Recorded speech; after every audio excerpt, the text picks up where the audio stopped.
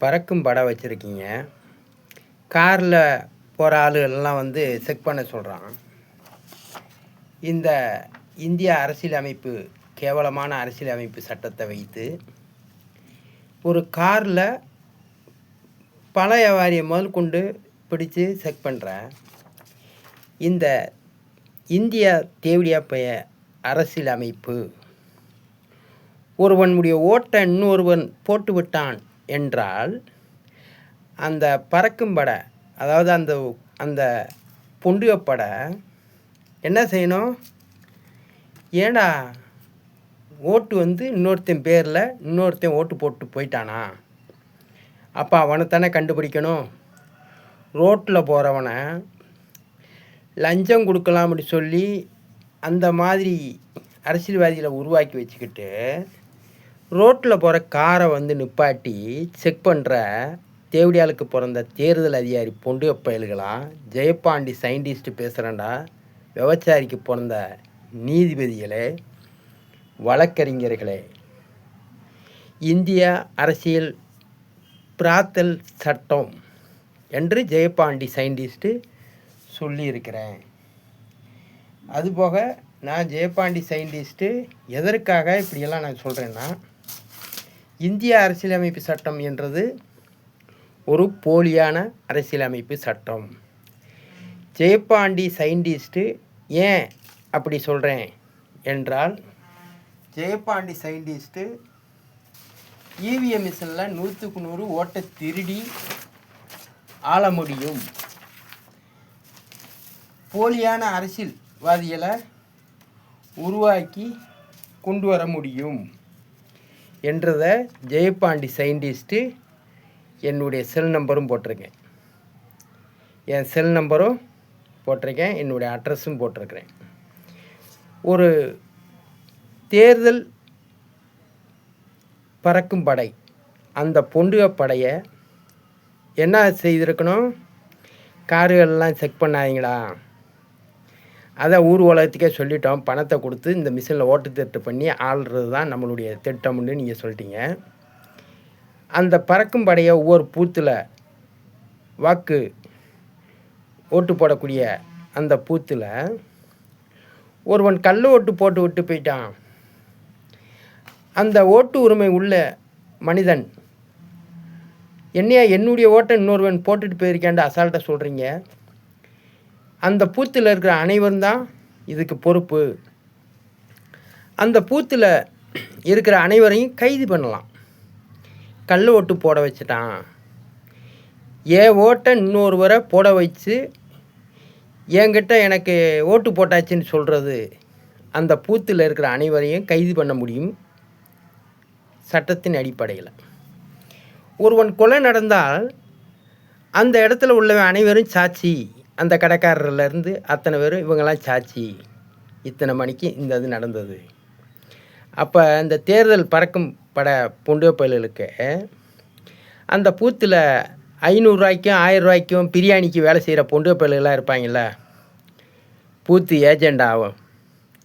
அவ்வளோ பேர் முடிய கண்ணிலையும் மண்ணை தூவிட்டு ஒருத்தன் கள்ள ஓட்டு போட்டுட்டு போகிறான்னா, அந்த ஓட்டு பூத்துக்கு எதுக்குள்ள எவ்வளோ அதிகாரிகள், தேர்தல் அதிகாரின்னு ஒருத்தன் வந்து இந்த மிஷினை வந்து ஓட்டு போடுறதுக்கு அனுமதிப்பானா, அதுக்கு பிறகு போய் ஓட்டு போடுவானா, இவ்வளோ பேர்களை கடந்து இன்னொருத்தனுடைய ஓட்டை போய் அவ்வளோ பேருக்கு முன்னாடி போட்டுட்டு போயிடுவானா. அப்போ அந்த பூத்தில் இருக்கிற அனைவரும் தானே சாட்சி.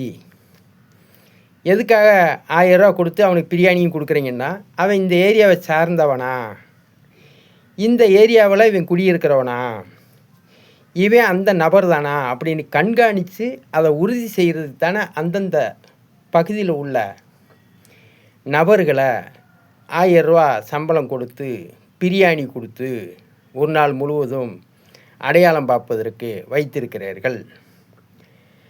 அப்போ ஒரு மனிதன்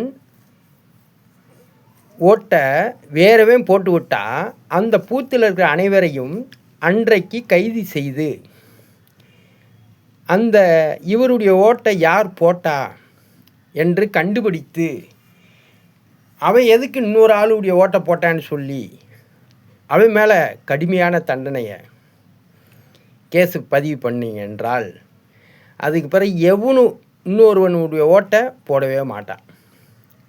சரியா? அதனால் இந்த தேர்தல் செல்லாது. ஜெயபாண்டிக்கு இந்த தேதியிலிருந்து 75 நாள் தேர்தலை தள்ளி வைங்க. மதுரை மாவட்டம் முழுவதும் படிக்கிற பிள்ளைக்கு சம்பளமும் 10, 11, 12 படித்த பிள்ளைக்கு அறிவியல் தொழில்நுட்ப வேலைவாய்ப்பும் நான் கொடுக்குறேன். ஒரு தினக்கூலி ஜெயபாண்டி சயின்டிஸ்ட்டு. இது எல்லோரும் அரசியலமைப்பு சட்டத்திலேருந்து என்ன செய்யலாம்? என்னையா எந்த முதலமைச்சரும் செய்யாத ஒரு விஷயத்தை செய்கிறோம்னு சொல்கிறான். ஆனால் இவன் சயின்டிஸ்ட்டுன்னு பத்திரிக்கை எல்லாத்துலேயும் வந்திருக்கேன். அவன் இது நாள் வரைக்கும் ஒரு பொய் பேசலை. அவன் ஒரு இடிஞ்ச வீட்டுக்குள்ளே இருந்துக்கிட்டு ஒரு சாதாரண சட்டையை மாட்டிக்கிட்டு ஒரு சின்ன கட்டைப்பையை தூக்கிட்டு அன்றாடு வேலைக்கு போகிறான். அவன் சும்மா சோம்பேறி மாதிரி எவங்கிட்ட வாங்கி தின்னுக்கிட்டு சுற்றி தர்ற ஆள் இல்லை. இவனுக்கு இந்த வாய்ப்பு கொடுப்பதனால் இந்தியாவில் இருக்கிற அனைத்து அரசியல்வாதியும் செய்யாத ஒரு சாதனையை ஒரு பாமரன், படிக்காத பாமரன், யாரோ வெளிநாட்டிலேருந்து NSM சாகுல் ஹமீது என்று ஐடி மேனேஜர் ஜார்ஜாவிலேருந்து கொடுத்துருக்கிறார். அவர் தமிழ்நாட்டை சார்ந்தவர். பட்டுக்கோட்டை என்று அதில் எழுதியிருந்தது. பட்டுக்கோட்டையில் அவர் குடியிருக்காரு. அவர் அங்கே வேலைக்கு போயிருக்காரு. அவர் உதவி பண்ணியிருக்காரு. துக்ளக் பத்திரிக்கை படித்து பார்த்துட்டு அவருடைய ஞாபகார்த்தமாக ஜெயபாண்டி சயின்டிஸ்ட் இந்த வேலை வாய்ப்பு இதெல்லாம் கொடுக்க போகிறேன்றான். 75 நாளைக்குள்ள கொடுக்கலன்னா 6 ADJ நீதிமன்றத்துக்கு நான் அவதாரமாக 1 கோடி ரூபா கட்டுறோம்னு சொல்கிறான். அவன் கண்டுபிடிப்பு அனைத்தையும் அரசாங்கத்துக்கு கொடுத்துட்றோம்னு இப்படி சேலஞ்ச் பண்ணியிருக்கான். அவனுக்கு வாய்ப்பு கொடுக்கணும்னு இந்த 6 ADJ தேவடியாளுக்கு பிறந்த பையன், இந்த நீதிபதி என்ற பொண்டு பையன், பிராத்தல் பையன், இந்த தேர்தல் தேதிக்கு முன்னாடி 20 வாய்தா கொடுத்துருந்தான். அப்போ இந்த 3 நாளைக்குள்ளே நம்மளுக்கு வாய்ப்பு கொடுப்பான்னு தான் நான் எதிர்பார்த்தேன். இதே ஜெயன் 1 நீதிமன்றம் 11/5 வாய்தா கொடுத்துருந்தான்.